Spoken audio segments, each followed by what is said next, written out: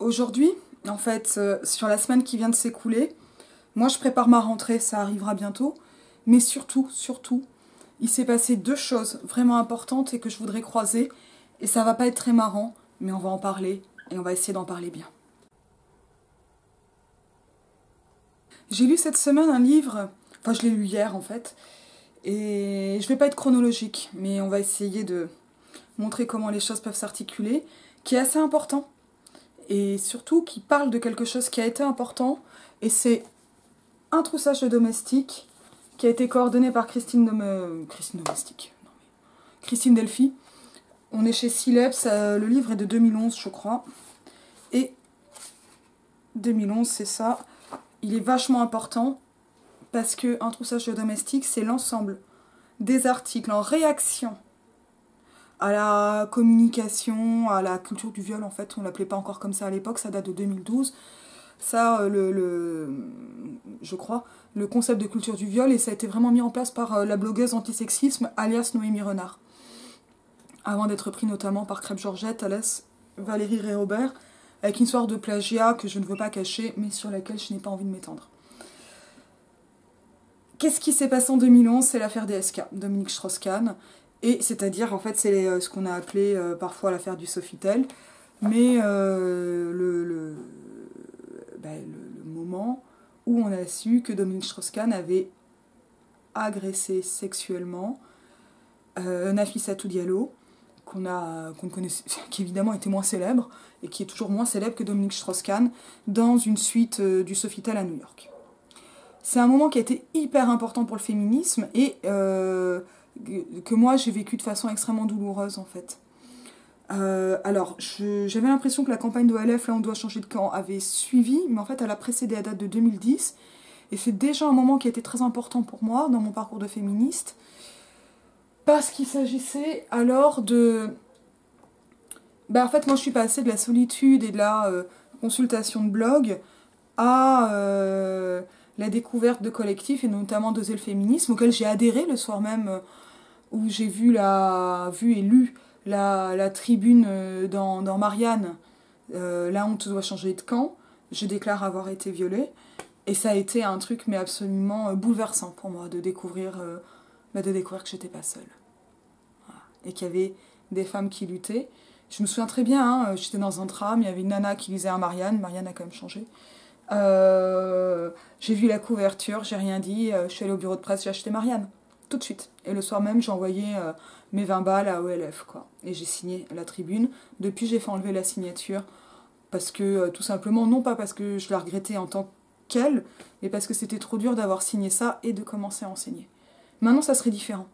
Mais maintenant, je ne commence pas à enseigner. Maintenant, j'enseigne. Donc les choses sont quand même assez différentes. Et mais voilà, plusieurs années après, c'était en 2014-2015 que j'ai fait enlever ma signature à peu près.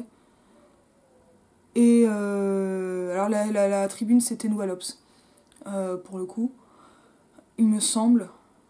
Ouais, c'était le Nouvel Obs.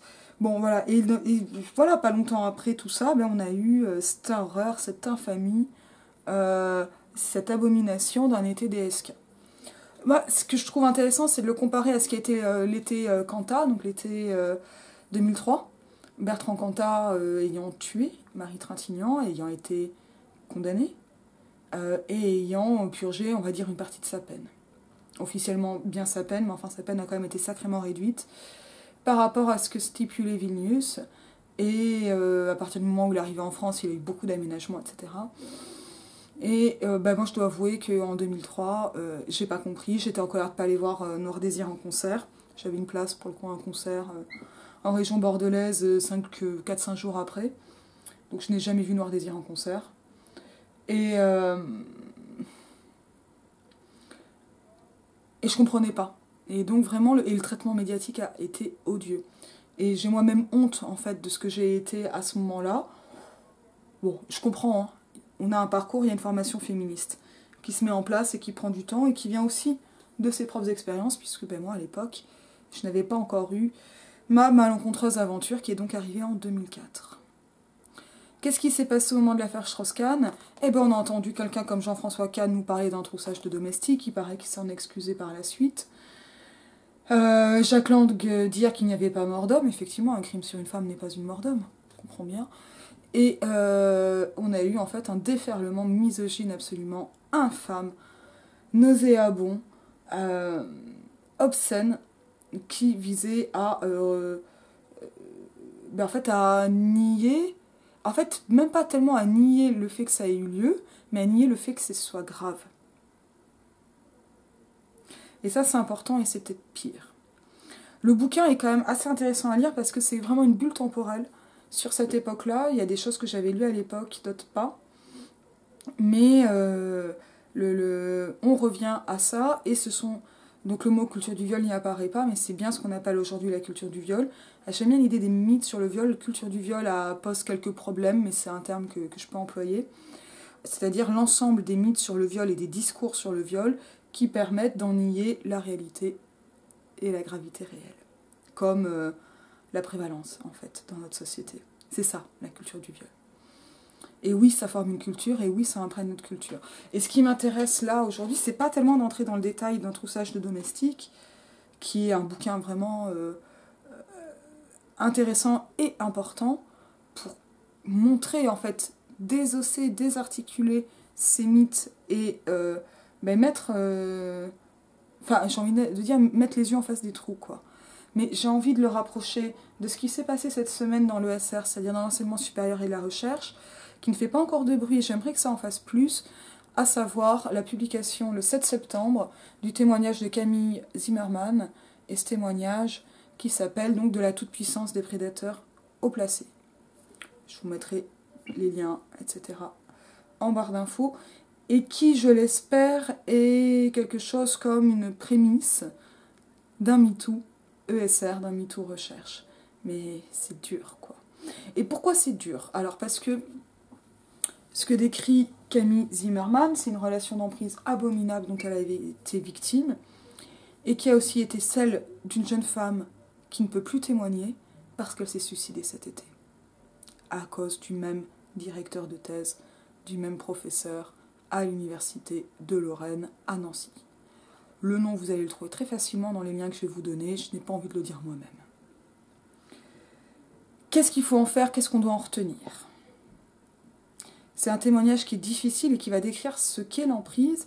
Et ce qui m'intéresse dans l'emprise, c'est justement comment, alors qu'en fait il y a pas mal de féministes qui théorisent qu'on est déjà dans un syndrome de Stockholm en tant que vivant en patriarcat, c'est-à-dire qu'on vit dans l'illusion du mythe de l'égalité des Jalas, c'est un concept de Delphi, on vit dans l'illusion qu'on est un peu des êtres humains en tant que femmes, alors qu'en fait, cette asymétrie matérielle, économique, statutaire, corporelle, je dis pas biologique, mais de rapport au corps, parce que le corps des femmes ne leur appartient pas, et c'est très visible à plein de moments de leur vie,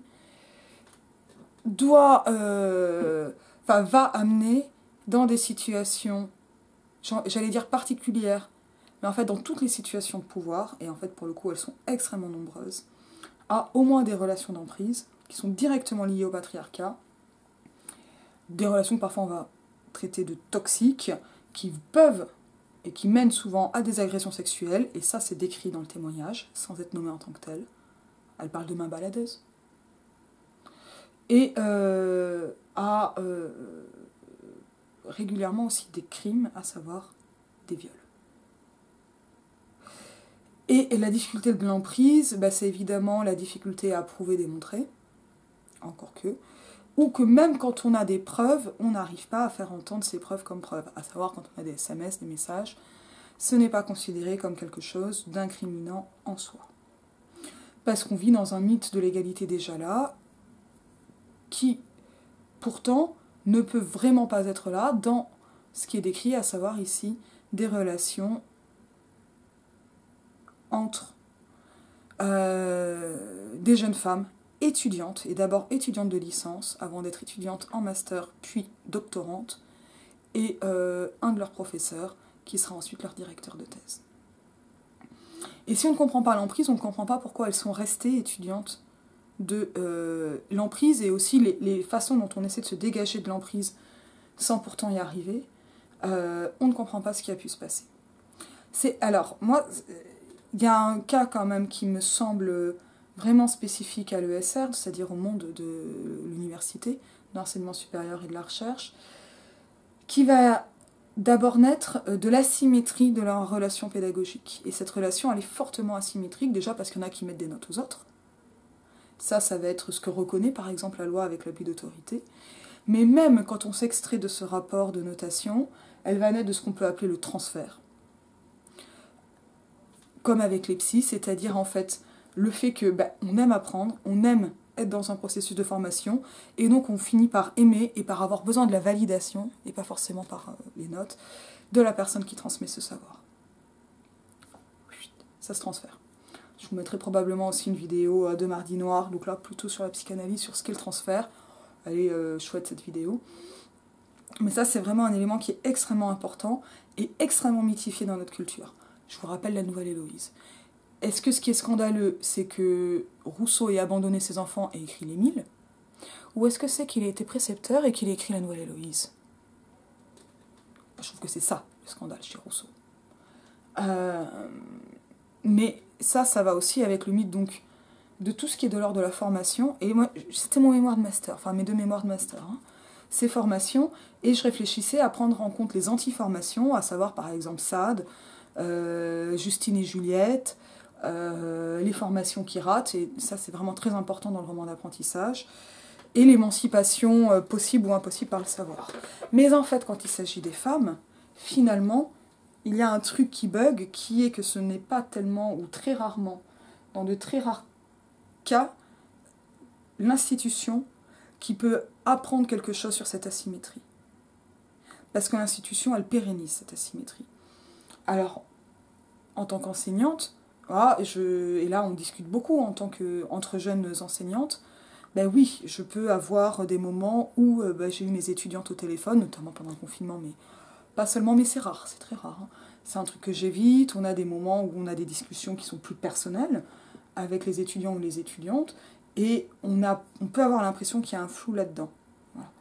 Parce que c'est ce phénomène de transfert, d'affection, d'être un rôle modèle par exemple pour des étudiantes, on ne peut pas tellement faire ça. Ça fait partie de la relation pédagogique et c'est évidemment plus fort quand on est une jeune femme qui va s'adresser à des jeunes femmes et des jeunes hommes. Mais j'ai essentiellement des femmes, majoritairement des femmes dans mes promos.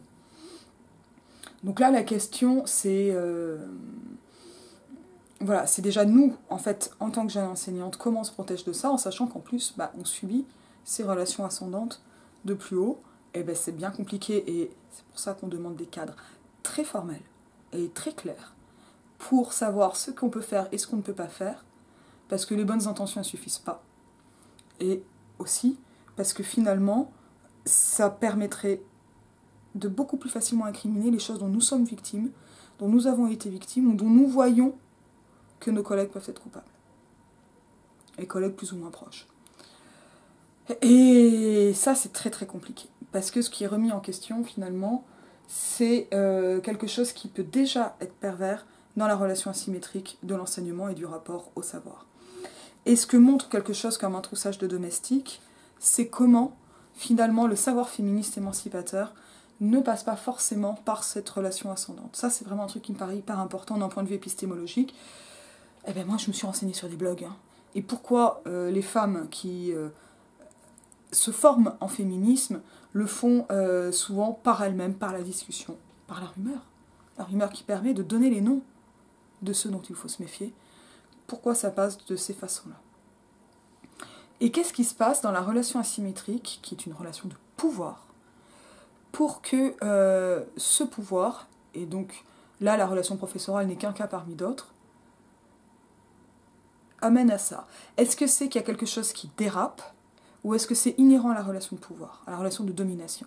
Moi je pense que c'est inhérent à la relation de pouvoir, et que c'est pour cela qu'il nous faut des garde-fous extrêmement solides. Et notamment dans un milieu où la relation au savoir n'est pas toujours claire, donc en quoi ça va être ascendant, où des relations personnelles, intersubjectives peuvent naître, parce qu'elles se transfèrent. Voilà. Parce qu'on a envie d'être pote avec ses profs. Pourquoi? Ça fait quoi d'être pote avec son prof? on se sent validé, on se sent à part, on se sent presque égal. Mais on sait très bien que si c'est aussi important, c'est parce que justement on n'est pas égal. Et là, je ne suis pas en train de vouloir blâmer les étudiants et les étudiantes qui recherchent ces rapports-là, voire qui ont des crushs, parce que c'est arrivé à la plupart des étudiants et des étudiantes qui, en plus, vont s'investir dans leurs études. Ce que je veux dire, c'est que ça, c'est là, mais que par contre, il faut qu'on laisse les étudiants gérer leurs sentiments, qu'on les recadre, parfois, mais que nous, on n'en fasse rien. Et c'est-à-dire que j'inclus là-dedans même le fait de faire du chantage affectif aux étudiants ou aux étudiantes, du genre « vous m'avez beaucoup déçu ». Mais c'est extrêmement destructeur de dire « vous m'avez beaucoup déçu ». On ne fait pas ce genre de choses. On peut bien sûr, des fois, qu'on a des déceptions, mais on essaie de ne pas jouer avec les affects des étudiants pour justement ne pas laisser cette prise. Ça me paraît vraiment quelque chose d'essentiel. Et puis bien sûr que quand on vieillit, on devient un vieux con et donc on est déçu, c'est normal. Voilà. Mais on le garde pour soi. Ça veut dire, pour moi en tant qu'enseignante, ça veut dire être capable d'entendre ses affects, mais de ne jamais, moi, transmettre mes propres affects, pour garder une distance professionnelle. Et ça me paraît vraiment un truc important. Et là, qu'est-ce qui se passe là-dessus? C'est-à-dire qu'en fait, du fait que cette relation de domination amène ces transferts, et ça c'est au-delà de la relation pédagogique, mais la relation pédagogique me paraît exemplaire. Ces relations En fait, la domination, elle va amener ce qu'on appelle, avec Kate Millett par exemple, une colonisation intérieure. C'est-à-dire que quand on est opprimé, on va s'identifier à ce qui nous opprime d'une façon positive ou négative, et souvent les deux en même temps. Et c'est ce qui explique la misogynie intériorisée, par exemple. Parce qu'on n'a pas le choix, ce sont des stratégies de survie. Et c'est ce qui explique aussi donc, que les enseignants qui copinent et qui jouent l'égalité font autant de mal. Voilà. Est-ce qu'on peut totalement se passer des relations de domination? Je l'espère, je le souhaite, je n'en suis pas sûre. Est-ce qu'on peut les encadrer? J'en suis certaine. Est-ce qu'on peut détruire le patriarcat? Ça va prendre du temps, mais j'espère. Le capitalisme, beaucoup moins de temps, à mon avis. Mais c'est ça, en fait, voilà. Pourquoi, quand on est pauvre, on a envie d'être riche? Bon, bah déjà, parce que ça donne quand même... Genre, ça enlève l'angoisse de la précarité, de la misère. Mais le fantasme de la grande richesse, eh ben, c'est un fantasme d'identification. C'est pour ça que quand on brûle une Porsche, on a toujours en manif... Moi, je brûle pas des Porsches, hein. Je suis un briquet, ça sert pas à ça, j'ai jamais de gaz. On a toujours ce fantasme là, il y a toujours des réactions de oh là là, ça se trouve c'est un smicard qui a économisé toute sa vie. C'est pas vrai, déjà c'est pas possible financièrement, mais parce que on a envie de se dire qu'on peut être riche. Donc même dans quelque chose qui est pas aussi assignant, fermé que le racisme ou le sexisme, et j'en oublie, hein, on a cette envie de s'identifier comme ça. Ça explique qu'il peut y avoir des personnes homosexuelles, homophobes, qui vont par exemple pas aimer les stéréotypes qu'on rattache à ceux qu'on appelle les grandes folles. Voilà. Ça fait partie de cette homophobie intériorisée, et ça c'est valable pour toutes les dominations. Et c'est ce qui explique aussi pourquoi, quand on est pris dans une relation d'emprise, en fait, il faut replacer toujours cette relation dans un contexte qui va être social. Cette relation d'emprise, ça ne peut pas être une étudiante qui tourne la tête à son professeur. C'est pas vrai. C'est pas vrai. Ça marche pas. Voilà. On peut bien avoir des affects en tant qu'enseignant, on peut même avoir des crushs. Je ne veux pas nier ces réalités affectives, hein, mais on est d'abord souvent plus vieux, et ensuite on a une équipe, une administration, etc., sur laquelle on peut se reposer, bon, plus ou moins, selon les cas, mais pour reprendre cette distance. Voilà. Qu'est-ce qu'on en fait en littérature de ça? Ça, c'est vraiment un truc qui m'intéresse et qui m'a beaucoup intéressé, mais en fait qui était trop douloureux à travailler, puis d'autres opportunités se sont présentées, et je vous ferai probablement une vidéo, je ne sais pas si ça vous intéresse, mais agrég, thèse, formation intellectuelle, mon parcours. Mais voilà, moi ce qui m'intéressait dans ces formations et dans ces anti-formations, ou ces formations amorales ou immorales, formations au vice, chez SAD notamment, c'était de questionner cette relation pédagogique, cette relation de double entre un mentor ou un cicérone et celui qui est formé. Qu'est-ce qui se passe là-dedans? Et en fait, je n'avais pas encore compris que ces formations ne sont pas des émancipations. Alors que c'est ce que montre Goethe dans le Wilhelm Meister. Le début, Wilhelm Meister, il essaie de trouver son cicérone ou son mentor, comme dans les aventures de Télémaque, c'est de là que vient le mot mentor. Hein. Mais ça marche pas. Et il ne peut que s'émanciper dans les années de voyage avec ce truc très bizarre, ces règles où il ne peut pas rester plus de 3 jours en un même lieu en attendant de trouver sa vocation et donc ce qu'il veut lui-même faire. Et c'est en ça que c'est un récit d'émancipation. Alors que les romantiques vont quand même beaucoup retenir cette relation asymétrique. Pygmalion et Galatée.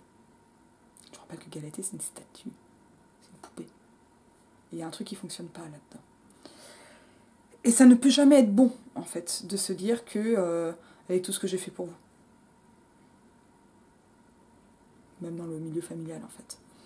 Alors, le témoignage de Camille Zimmermann, c'est un témoignage qui est très dur, qui peut rappeler pas mal de choses, tout en étant très singulier. Et c'est un témoignage qui est très rare dans notre milieu de l'ESR, parce que c'est un témoignage qui est signé. Et ça, c'est rarissime. Ce qui veut dire, donc, on retrouve le nom du professeur tout de suite. Mais qu'est-ce qu'on en fait et qu'est-ce que j'en espère? J'ai l'impression que ça bosse. Et j'espère vraiment que c'est le cas. Pour mettre en place des chartes et des cadres légaux, formels. Parce que ce qu'elle démontre, c'est non seulement l'emprise d'un professeur qui a absolument joué des affects tout le temps et de façon toxique, mais ce qu'elle démontre également, c'est le silence des autres. Le silence, c'était de la silenciation, c'est-à-dire le fait de ne pas permettre de dire. C'était la minimisation, ça n'est pas si grave, et c'était de donner des fausses portes de sortie. C'est-à-dire de renvoyer ça à un problème individuel et non plus un problème collectif, alors qu'il s'agit d'un problème d'équipe. Ce n'est pas normal. C'est aussi ce qui se passe avec Raoult et les accusations de harcèlement sexuel, non pas de Raoult, mais qui l'aurait couverte.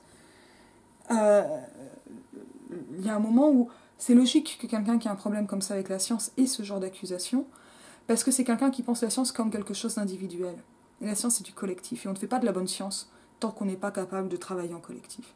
Et c'est ça qu'on doit vraiment essayer de faire. Et ce collectif, ça veut dire que les démarches, les procédures trop virilistes ou virilistes, elles doivent être changées.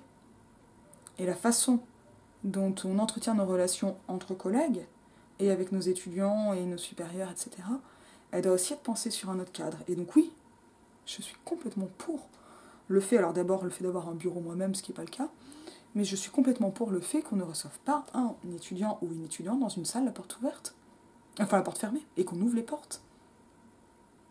Bien sûr. Mais pourquoi? Non pas pour mettre en place une surveillance généralisée, encore que ça serait quand même pas si mal qu'on se surveille un peu les uns les autres plutôt que de se couvrir, mais parce que ça rappelle aussi que pouvant être vu ou jugé et rappelé à la règle, on ne fait pas n'importe quoi. Parce que s'il y a des gens comme ça qui n'ont pas de codes moraux, personnels, d'éthique personnelle dans leur boulot,